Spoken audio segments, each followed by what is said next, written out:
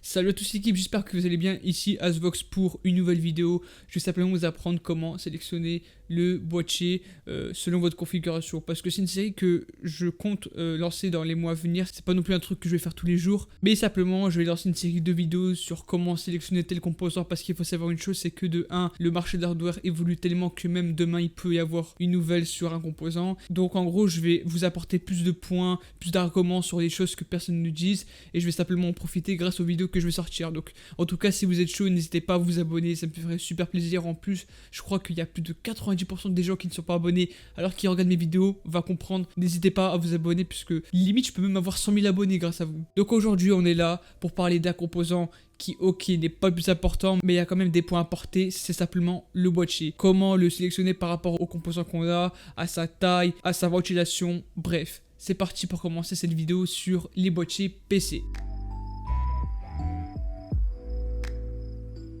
C'est parti comme en 46, et dans cette vidéo il y aura deux points importants que je vais aborder. La première, c'est simplement la ventilation, parce qu'il faut savoir une chose, c'est un point que personne ne détaille, je ne sais pas pourquoi. Bien évidemment on va parler de ce que les gens nous répètent, c'est-à-dire les spécificités, la taille, est-ce que tel boîtier est compatible avec telle carte mère par rapport à son format, le nombre de ventilateurs, le format d'alimentation qui va avec, le cable management, la compatibilité water cooling, vent-chirade, bref il y a tellement de points à savoir sur ça, mais je vais en parler à la fin de la vidéo. Mais on va parler de la ventilation car c'est un point hyper important. Tu peux très bien avoir le boîtier ultra compatible avec ta carte mère et tout, mais si de base la ventilation elle est nulle, mais vraiment nulle à chier, genre ça ne sert à rien, ce qui va se passer c'est que ton boîtier sera un putain de four à feu. Limite tu mets un aliment, ça sera un barbecue, tu vois. Parce que bon, même comprendre ce que c'est un boîtier avec un bon airflow, faut savoir une chose, c'est qu'un boîtier il a deux fonctions principaux qui sont pour moi mais hyper importants. Le premier, ok, ça te permet de stocker les composants que tu as acheté et tout, ça permet aussi d'éviter à ce que ton chat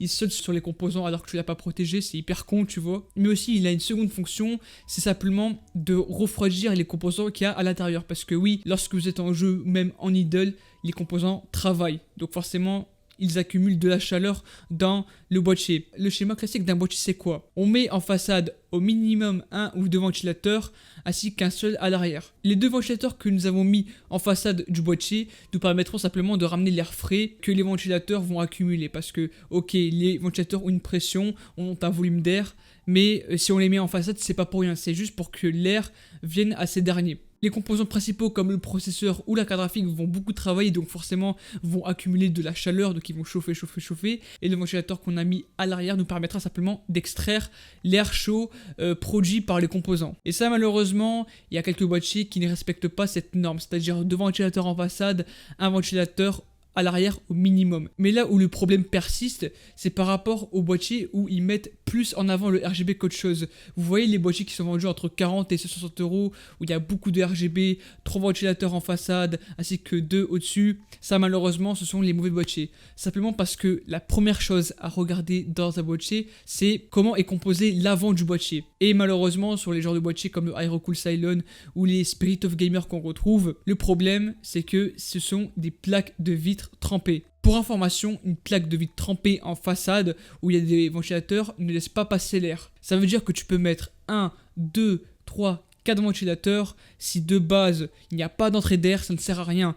Les ventilateurs vont tourner pour brasser très peu d'air, limite ils vont tourner pour chauffer, genre c'est ultra contradictoire. Et du coup ce qui se passe c'est qu'avec le temps, des semaines, des mois, simplement vos composants vont surchauffer, ils vont accumuler beaucoup de poussière, et vous serez là en mode ouais mais Yacine, mon processeur il est à 100 degrés, simplement parce que t'as pris un boîtier de merde RGB qui coûte Aziz Bogota. Donc je le redis, une plaque de vitre trempée ou simplement une plaque en plastique ne laisse pas passer l'air. Même si sur le côté on a des entrées qu'on retrouve sur pas mal de boîtiers en entrée de gamme, ce n'est pas suffisant parce que les ventilateurs ont ce qu'on appelle une pression d'air. Ils vont ramener un certain volume d'air selon leur pression, vous voyez. Et s'il n'y a pas assez d'air qui rentre, forcément les ventilateurs vont tellement tourner qu'ils vont créer du bruit, de la chaleur. T'as capté, genre c'est tellement chelou. Normalement les ventilateurs sont là pour refroidir, mais là je suis désolé, si on n'a pas d'entrée d'air ça ne sert à rien de prendre un boîtier comme celui-ci. Donc du coup quelle est la meilleure solution? C'est de prendre des boîtiers avec un mesh. Donc c'est quoi un mesh? C'est simplement des petits trous où l'air passera facilement. Et quand je dis que ça passera facilement, mais vous verrez tellement la différence si vous faites un test de température. Vous allez facilement brasser de l'air avec un mesh qu'une plaque de vitre trempée. Parce que simplement les ventilateurs en façade vont ramener de l'air directionnellement. Genre ils vont pas le ramener sur le côté, à l'arrière, non, ils vont le ramener directement en façade. Et ça permet à ce que les ventilateurs tourneront bien, ils feront plus ou moins le taf, mais ça après ça dépend des ventilateurs. Mais en gros le mesh c'est ça permet juste de ramener plus facilement l'air. Et ça je peux vous garantir que si vous faites le test entre un mesh et une plaque de vitre trempée, ça n'a rien à voir, le mesh fera 1000 fois mieux le taf. Et les gens qui disent que le mesh, le temps, ça peut détériorer le métal qu'il y a, franchement les mecs fermez-la, genre c'est ultra contradictoire. Vous êtes là, vous recommandez des boîtiers où c'est complètement fermé, où les ventilateurs tournent pour rien, après vous nous dites que les meshs c'est tellement nul, mais juste fermez-la, c'est putain de contradictoire. Faut toujours regarder sur un boîtier si elle est composée de mèches, sinon le boîtier il est nul. Un point hyper important, vérifiez à ce que le boîtier soit en mèche. Et là, je vais vous mettre une image avec une vingtaine de boîtiers et je peux vous garantir que parmi tous ces boîtiers, il n'y en a aucun, mais vraiment aucun, que je recommande. Parce que leur point commun, c'est qu'en façade, c'est soit une plaque de verre ou soit une plaque juste en plastique où c'est complètement fermé. Là, on peut prendre par exemple le NR600 qui est un excellent boîtier de chez Cooler Master. Et la seule différence, comme vous voyez, c'est qu'au moins, il a une grille d'aération, donc un mesh en façade. Donc si vous mettez un ventilateur c'est bien, si vous en mettez 2 c'est encore mieux, si vous en mettez 3 c'est encore mieux, etc. etc. Alors qu'un boîtier que vous trouvez sur Amazon recommandé par des youtubeurs tech qui sont même pas capables, ça sera simplement un four à barbecue et ça c'est vraiment pas le but d'un boîtier. Ensuite on peut retrouver des cas où le boîtier en façade est semi-mèche. Ça veut dire que en règle générale c'est une plaque en plastique mais il a quelques ouvertures, genre c'est semi-mèche mais pas vraiment. Ça malheureusement c'est très dur à déterminer si le boîtier est bien. Cependant vous pouvez faire un petit calcul, ça veut dire que vous pouvez relever la surface de la plaque, donc longueur fois largeur, vous calculez le diamètre des trous qu'il y a fois le nombre de trous et après vous faites un rapport entre le métal qu'il y a en façade ainsi que l'air qui va passer. On peut prendre l'exemple du Cooler Master Q500L qui lui peut paraître bien simplement parce que on a l'impression que c'est du mesh alors que si on calcule les trous en façade, d'ailleurs Gamer Nexus ont fait une vidéo et ils ont calculé le rapport d'air métal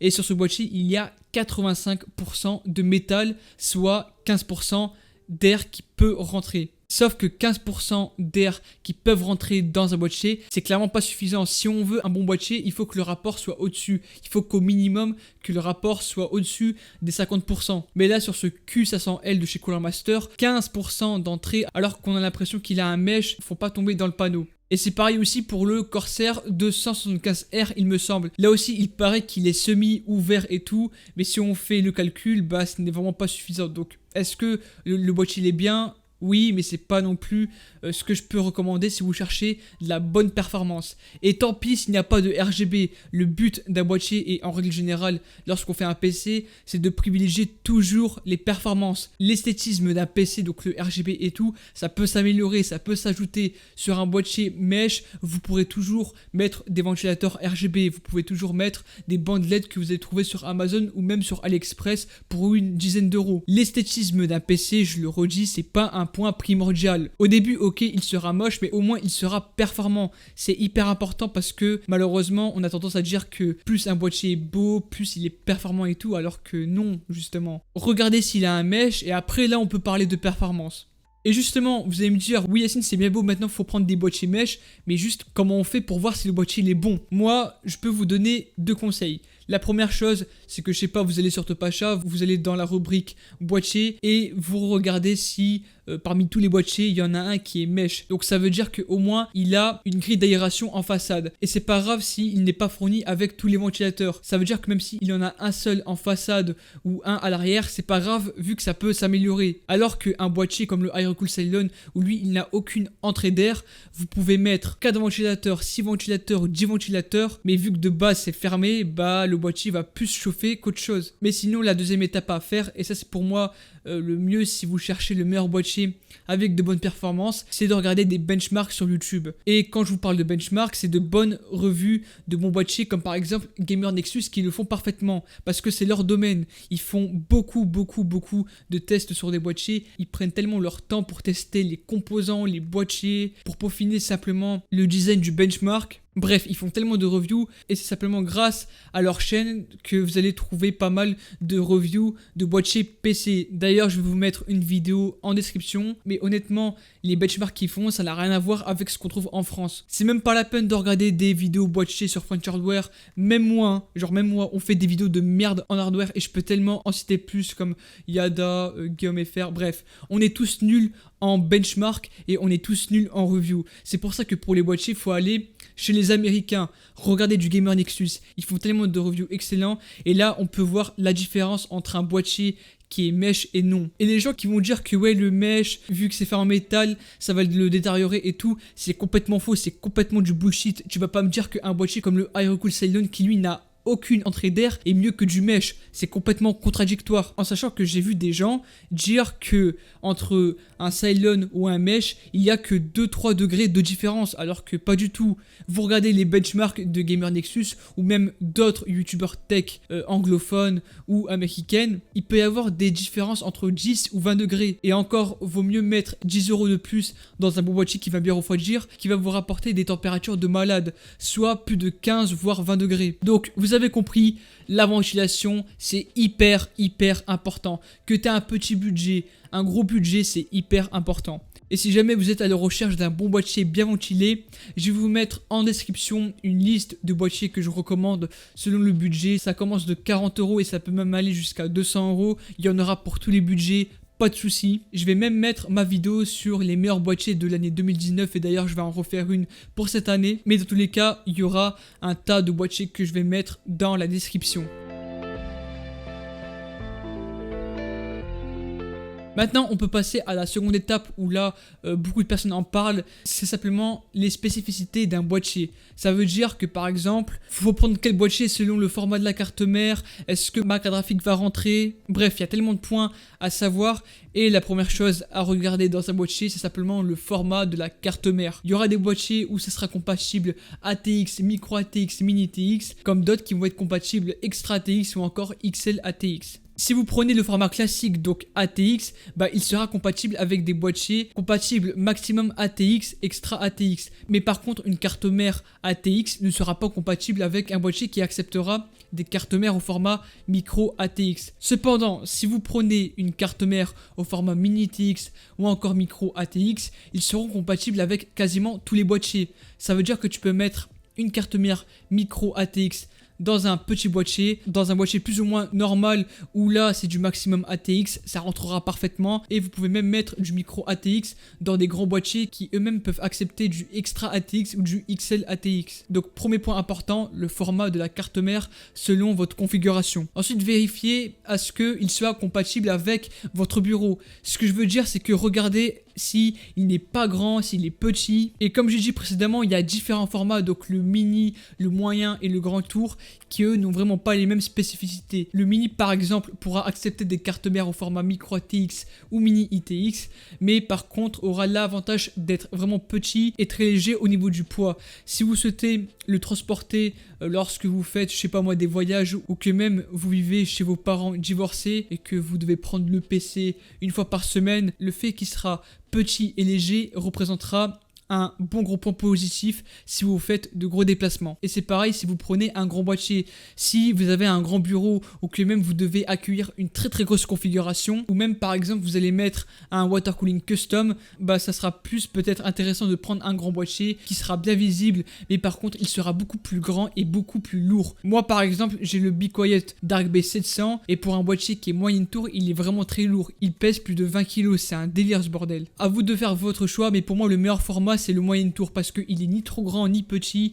il est aussi ni trop lourd et il rentrera même dans des bureaux même si celui-ci est petit ou même si la planche est plus ou moins épaisse. Donc c'est pour ça que moi je peux vous recommander fortement les boîtiers moyen tour en sachant que eux peuvent accueillir des cartes mères au format ATX, donc c'est plus ou moins parfait. Aussi il faut regarder la longueur du boîtier pour voir si la carte graphique rentre parfaitement, mais ça bon je pense que c'est un point qui était plus ou moins dit et redit sur beaucoup de vidéos. Juste regardez la longueur du boîtier, vous la comparez à celle de la carte graphique et vous voyez si cette dernière peut rentrer dans votre boîtier, parce que ça serait con de prendre une carte graphique qui a 3 ventilateurs et qui fait plus de 30 cm dans un petit boîtier. C'est complètement con. On peut ensuite regarder le format de l'alimentation, parce que entre temps, on peut faire des configurations vraiment petites. Non seulement on peut caler des cartes mères au format mini ITX, on a aussi 2 grands formats d'alimentation. Le plus connu, l'ATX, qu'on met dans 90% des configurations. Mais si jamais on fait une petite configuration avec un boîtier comme le Cooler Master H100, qui lui est un boîtier vraiment très petit, je vais essayer de vous mettre une image juste ici, mais il est vraiment très petit. Vous ne pouvez pas mettre une alimentation ATX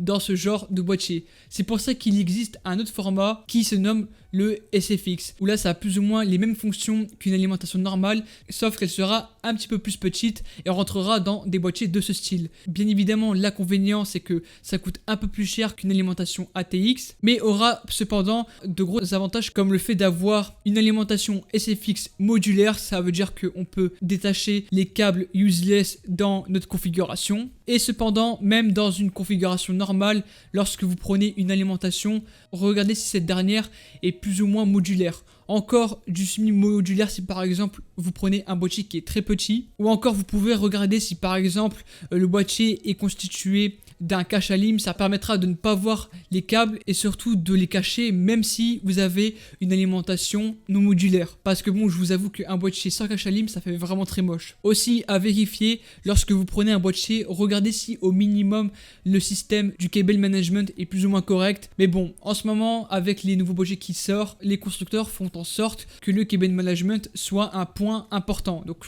il n'y a pas vraiment de problème, à part sur les vieux boîtiers où là la gestion des câbles était catastrophique. Mais là bon, on peut au moins se fier au dernier boîtier. Quelque chose de primordial aussi, c'est regarder si par exemple vous devez prendre un water cooling, si c'est compatible. Le mieux c'est de voir si dans la fiche technique du boîtier, comme par exemple sur Topacha, s'il est compatible avec tel water cooling selon sa taille. Malheureusement je vais pas pouvoir vous dire quel boîtier prendre parce que ça dépend vraiment, c'est à vous de voir sur la fiche technique s'il accepte des water cooling, je sais pas moi, au minimum 240 mm.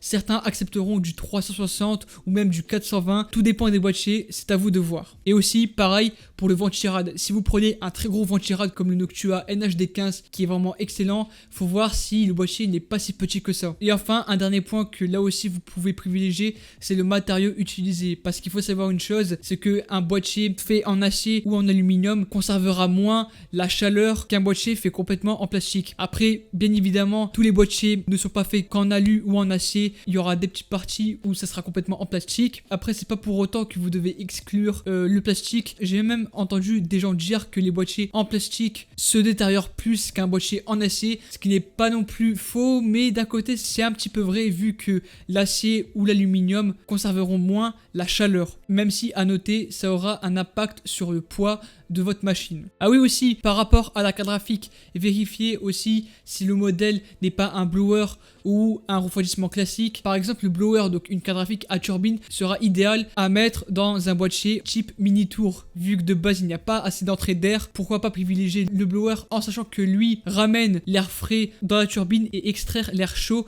à l'extérieur du boîtier. Donc ça aussi c'est un point à prendre en compte. Ne mettez pas une carte graphique blower dans un boîtier normal, sinon ça va faire l'effet inverse et c'est pas forcément le plus idéal dans un boîtier. Après ce qu'on peut regarder c'est aussi les ventilateurs, parce que la plupart des cas les ventilateurs fournis dans des boîtiers ne sont pas vraiment tip top. Après c'est plus dans des boîtiers entrée de gamme où les ventilateurs feront un petit peu plus de bruit, tourneront beaucoup plus vite, mais ça bon, le mieux c'est que je vous fasse une vidéo à part sur les ventilateurs vu que c'est aussi un composant qui est assez détaillé. Ça dépend de la taille, du format, de la pression, du volume d'air qui va rentrer, bref. Mais bon, comme j'ai dit au début de la vidéo, le schéma classique c'est au minimum 2 ventilateurs en façade, si possible en mèche, ainsi que un à l'arrière qui permettra d'extraire l'air chaud. Après vous pouvez en mettre un au-dessus qui peut aussi extraire l'air chaud si par exemple votre boîtier est placé sur votre bureau. Mais sinon au minimum vérifiez à ce que votre boîtier ait 3 ventilateurs. Parce qu'après il existe des boîtiers où on peut retrouver 3 ventilateurs en façade mais 0 ventilateur à l'arrière. C'est pour ça que lors de votre montage, si jamais vous avez 3 ventilateurs en façade, n'hésitez pas à en mettre un à l'arrière, ça facilitera l'airflow du boîtier. Donc voilà l'équipe, c'est la fin de cette vidéo. Je sais qu'elle a été assez longue, mais je vous ai donné des putains de pépites. En tout cas, n'hésitez pas à vous abonner, à liker, ça me ferait super plaisir. N'hésitez pas à rejoindre mon Discord, Twitter, Snapchat, tous mes réseaux sociaux dans la description. Aussi, si vous voulez me soutenir, n'hésitez pas à le faire sur mon Utip. Vous regardez des publicités entièrement gratuites et ça permet de me soutenir sans dépenser le moindre centime. Et puis voilà, moi je vous dis à la prochaine pour d'autres vidéos. Et ciao tout le monde, c'était Asvox.